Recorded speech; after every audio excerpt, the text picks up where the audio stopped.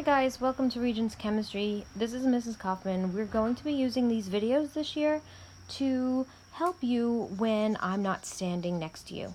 So this is the first video in my series for Unit 1. So let's get right into it. I want to make these videos as short and sweet as possible. I know I'll be speaking fairly quickly, but the beauty of a video is you can pause me at any time. Alright, so let's talk about the definition of chemistry. Chemistry is just the study of all the stuff that's around us. In chemistry, we study how this stuff interacts with each other.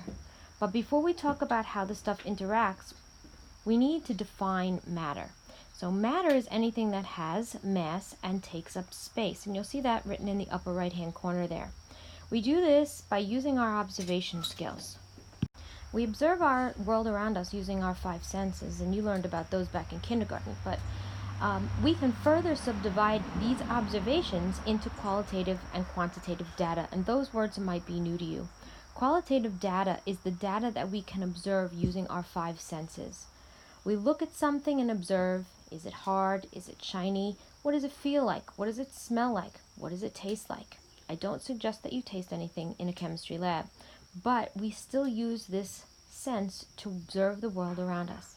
Quantitative data, on the other hand, is data that has a number associated with it. For example, we can say that the pencil that I'm holding is 20 centimeters long. That is quantitative data because there is a number, and we will be doing some math in this class, and you'll be using quantitative data. Using these qualitative and quantitative observations, we will draw conclusions about the world around us. Okay? That is why, and that is what we will be studying in this class. Alright, before we begin, we got to talk about states of matter. Matter can be in 4 different states. Solids, liquids, gases are the most common states of matter, but there's also another state of matter called plasma. We're not going to be discussing plasmas in this class, but if you're interested, you can go and look it up on Google. Solid matter has a definite volume and a definite shape, and you can see that here in the notes. The most important thing about solids is that their particles are arranged in a regular geometric pattern. A lot of times the regents will ask you, which of the following has particles arranged in a regular geometric pattern? We are always looking for a solid. We'll also see that solids are crystals. They have a crystalline structure.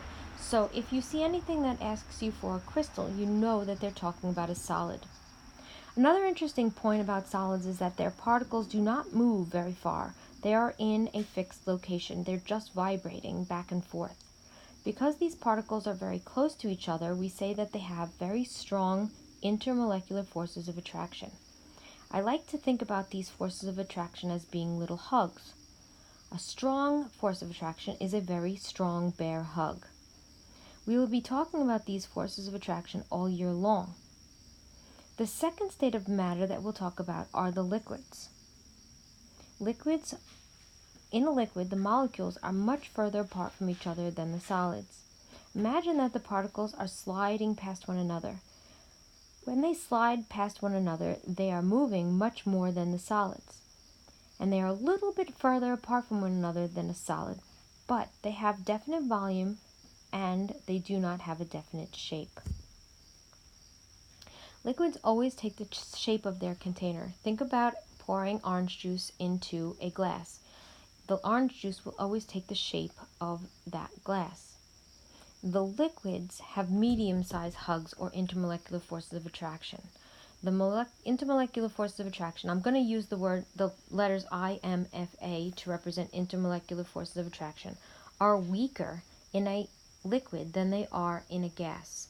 Or you can say they are stronger in a solid than in a liquid. We will also see that the gases will have the weakest intermolecular forces of attraction. So let's talk about gases for a minute. Oh, wait, before I go on, let's talk about liquids one more time. Liquids cannot be compressed. In other words, I can't put any pressure on them and force these particles to get any closer to one another. They are fairly close to each other.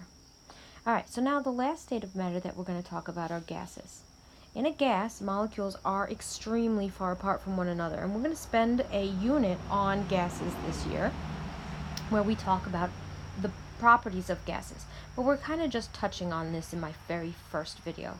These particles take the shape of their container, and so therefore we say they do not have any definite shape. I like to think about a helium gas-filled balloon. If the balloon is the shape of Mickey Mouse, then the helium will take the shape of Mickey Mouse. We can have a gas fill any shaped container. They have no definite shape. We also can change the volume of a gas by increasing the temperature, but we'll get into that when we talk about the gas unit. Okay? So the last thing that we're going to talk about is the intermolecular forces of attraction between particles of a gas. They have very weak intermolecular forces of attraction. Sometimes scientists say that gases have no forces of attraction between one another, but that is not entirely true. They do have a very, very, very, very small intermolecular force of attraction. Okay, so like liquids, gases take the shape of their container, and they also fill the volume of their container. You'll recall that liquids did not necessarily fill the volume of their container, but gases do.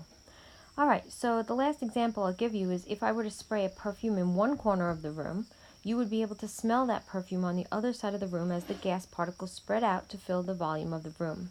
If I spilled a liquid on the floor, that liquid would not necessarily end up on the other side of the room.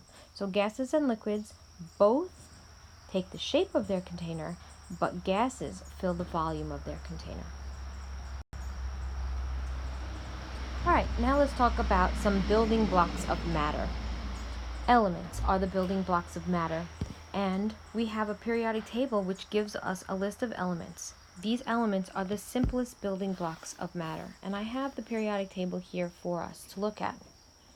Okay? Think of these elements as Lego bricks. Every single one of these is a Lego brick, and they can be combined to make something more elaborate. The Lego bricks, however, are the simplest building block we have. They cannot be broken down any further. One of the most popular Regents questions will ask you which of the following cannot be decomposed into a simpler substance, and the answer will always be an element. So if they give you B, for example, B is a simplest building block of matter. You don't know what B stands for yet, but we're going to talk about that in a second. Okay? You will notice that on the periodic table there are letters that represent these elements. These letters are called the symbols for the elements. And when we look at the periodic table, there are always either one letter or two letters that represent the element. In this case, B represents the element boron. If the element has a symbol with one letter, it is always a capital. If the element has a symbol with two letters, it will always have a capital and a lowercase. So let's take a look at this symbol, Ne. Capital N, lowercase e, is the symbol for neon. There is a list on your reference table, on reference table S, that gives you the element symbol and the name of that element. Here I went ahead and grabbed table S for you to see, and you'll notice that here it says the symbol. Oops, I guess I should have picked red. And here is the name. We will get to all of this stuff in due time, but right now all I want you to worry about is the symbol and the name. So they're all given to you right here on your table S. Alright, it's kind of important that you always write your element symbols with capitals and lowercase. Let's not forget that. Alright, moving on to compounds. Compounds occur when we combine two or more elements chemically. We say chemically combined, we are saying the elements are bonded to each other. For example, H2O is a compound. H2O is a compound because we have two capital letters here. And that H represents the element hydrogen. Let's pull this up if I can get it. There you go.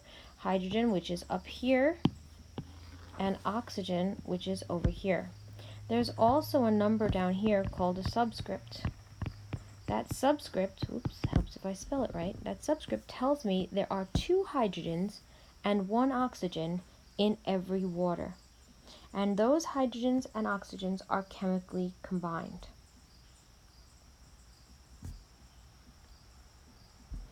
we represent the elements in what we call a particle diagram. So let's talk a little bit about a particle diagram. This is a formula. A particle diagram represents hydrogens as a empty circle. So we'll make this represent hydrogen. And oxygen I'm going to represent with a black circle. So if I wanted to draw just hydrogen, then I would draw the white circle. If I wanted to draw oxygen, I would draw the black circle. Now if I wanted to represent the formula for H2O, it would have 2 white circles and 1 black circle because it represents 2 hydrogens. Let's get a pointer here so you know what I'm looking at. 2 hydrogens, 2 H's, and 1 O. We generally don't write the subscript of 1. This represents, right here, the particle diagram for water. Okay? And we always draw them touching each other. See how the hydrogen and the oxygen are touching each other? That means that they are chemically combined. If I wanted to draw just hydrogen, remember, it would just be an empty circle like this. If I wanted to draw just oxygen, it would be represented with a black circle. Now, it could also be represented with any other symbol you want, but I just chose a white circle and a black circle. All right, now let's classify this matter. Okay, matter can be classified into pure substances and mixtures. Pure substances, here it's just written as a substance, but it really is talking about a pure substance, means that every time we take a sample of this particular substance, we will always get the same thing. So I'm going to draw a particle diagram representing hydrogen. Let's move this to the side, and let's draw a big fancy box. And in that big fancy box, I'm going to draw my hydrogens. I'll draw 5 of them. And now let's pretend that I reach into that box and I pull something out of that box. Every time I pull something out of that box, I'm going to get a hydrogen. I'm going to get a white circle. That is a pure substance. I can show you the same thing if I were to draw oxygen. My iPad is moving back and forth here, so you might hear a little bit of clicking, and I bet you hear the cars in the background, but you get the idea. Okay, so if I reach into there. Now, if I reach in to a box that has water in it, that's H2O. H2O looks like this. Every time I reach into the box, I am going to end up with 2 hydrogens and 1 oxygen. Okay, that is also a pure substance. So, let's take this stuff and move it over here. And then we'll look at here again. Okay, a compound can also be classified as a pure substance. That's compound underlined. I'm not very good at this right now, but we'll get better as the year goes by. Okay, so elements and compounds are pure substance. We can separate pure substances from each other using magnets, filtering, size separation, chromatography, and distillation. So we need to talk about all of these things, and we will do the lab in class where we're going to be separating substances from each other. But I'm going to hold off on that just so I can get to mixtures. Okay, mixtures of substances are 2 or more substances that are not chemically combined. So I want to show you what would happen if you didn't have a pure substance in a particle diagram. So I'm going to squeeze this down one more time, and we're going to draw a mixture. And in this mixture, let's see, we got this is my box. So let's draw hydrogen. We'll draw 5 of them again. And then we will also draw oxygens in here as well. That is a mixture, because if I put my hand in there, I am going to either end up with a white hydrogen, this guy right here, or this guy, or this guy, or this guy, or a black oxygen. and I can't tell what's going to come out. I have a chance of pulling out a hydrogen or an oxygen. Okay, so I can pull out hydrogen, then another hydrogen, then another hydrogen, and then finally an oxygen, or I can pull out an oxygen, and then a hydrogen, and then an oxygen, and a hydrogen, in any pattern. There's no way of knowing what I'm going to pull out of the box. And so therefore, this sample is classified as a mixture. Okay, mixtures, you don't know what you're going to get. Alright, so now let's move on before we make this video really, really long. And let's talk about elements in a little bit more detail. Okay, we've talked a lot about what's on this page right now, but elements are located on the periodic table. PT is periodic table. There's only one type of atom. Okay, there's only one type, like there's only one carbon. Let's pull this up so you can see what I'm talking about. Okay, so carbon or nitrogen, nitrogens, oxygens, fluorines, that's only one type. Okay, the smallest form is called an atom. It cannot be decomposed or broken down. Now, what I want to do is I want to examine the elements in a little more detail. Some of these elements are considered monoatomic, which means they are only made of one atom. So we can have elements that are monoatomic, and then we can have elements that are diatomic. Okay, so let's talk about the monoatomic. We're going to look at this sodium right here. Sodium is a monoatomic element. It's represented right now with this green oval. Okay, carbon, big C, is monoatomic. It's represented by this black oval. Okay, but we also have something called diatomic elements. And diatomic elements are made of two atoms that are the same. That's why we say di, two atoms. And there are 7 of them. You need to memorize these 7 diatomic elements, and they are bromine. Now notice there's a little 2 here down in the bottom right corner. That means there's 2 bromines. So if I were to draw this, let's draw it right here. Let's squishy this down for a second. Let's draw it right here. Bromine. Let's say we represent with bromine with a little X in the center, and then there are 2 bromines, but they are combined with each other, or they are chemically combined, but they are only one type of atom. So it's still an element.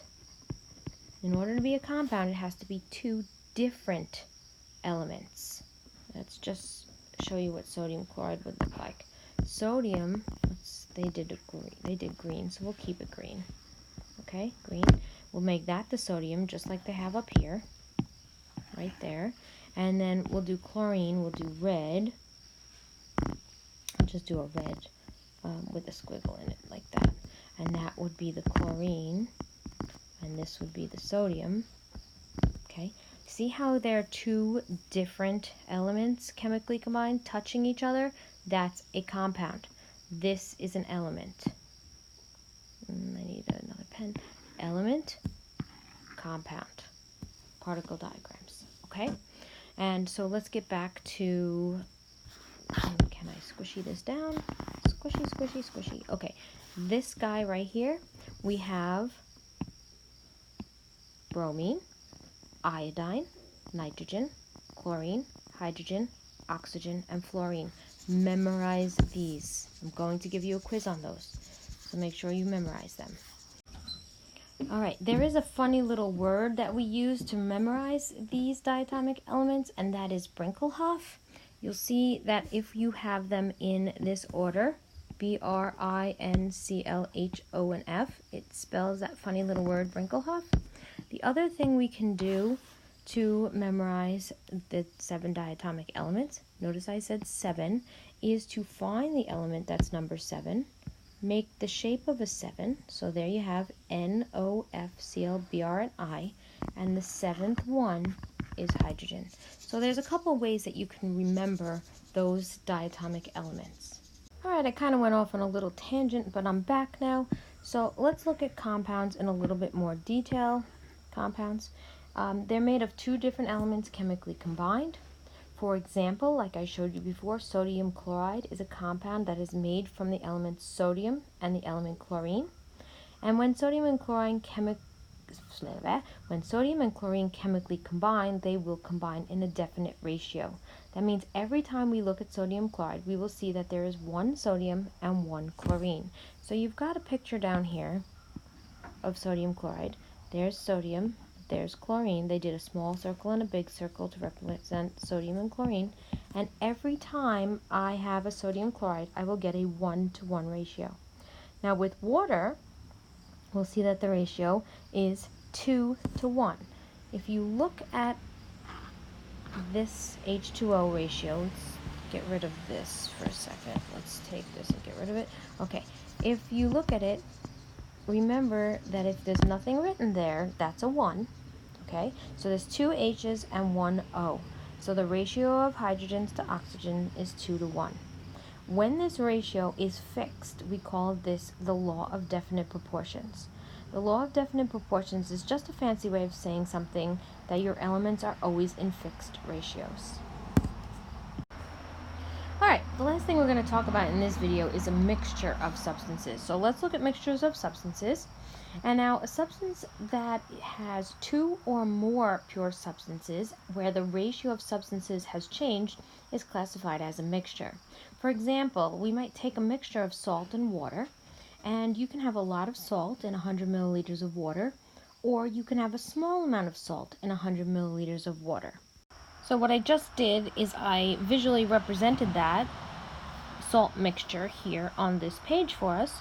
And you can see that in this box right here, I have 100 milliliters of water with 20 grams of salt. Sodium chloride is salt. And 100 milliliters of water here with 90 grams of salt. And visually, I have very little salt in my 100 milliliters of water. And here I have a lot of salt in my 100 milliliters of water. So they are both mixtures.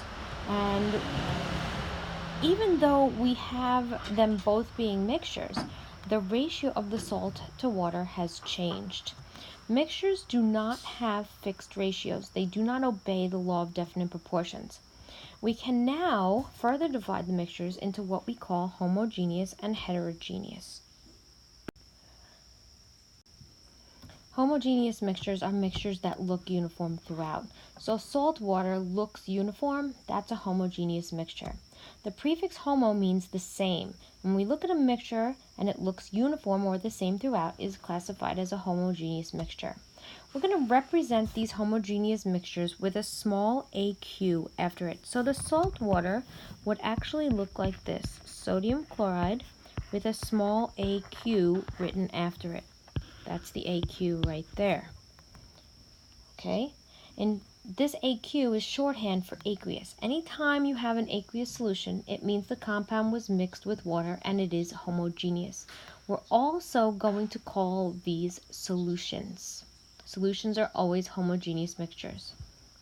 And because we're talking about this little small notation after the compound, let's talk about the little notations that are used to represent solids, liquids, and gases. If you're going to have a solid, you're going to put a little S after it. If you have a liquid, you're going to put an L, and if you have a gas, you're going to put a G. All of these solids, liquids, and gases are pure substances, whereas aqueous are solutions. They are homogeneous mixtures. So that's another very popular Regents question. Okay, now heterogeneous mixtures are mixtures that are not uniform throughout. The prefix hetero means different. Okay, and when we look at a mixture, we can see differences in a mixture, then we classify that as a heterogeneous mixture. This mixture that is heterogeneous is not a solution.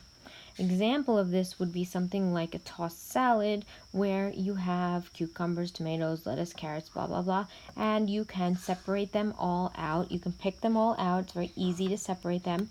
You physically separate them from one another. That's a heterogeneous mixture. Okay, so now the particle diagram that's written down here is a heterogeneous mixture because you have all of these, whatever this element happens to be, that's an element right there, and all of these compounds. It's a mixture because if I reach into the box, I'm going to get, I don't know which one I'm going to get, either the gray circle or the compound, and they can be in different ratios. Okay, they're heterogeneous because one side of the box has all of the compound, This side has all of the compound, and this side has all of the element. Okay, so it contains regions with different properties, and I can tell them difference. There's layers of them. Okay, so this is a layer of the element. Here's a layer of the compound. All right, let's wrap this video up. Until next time, I'll talk to you later.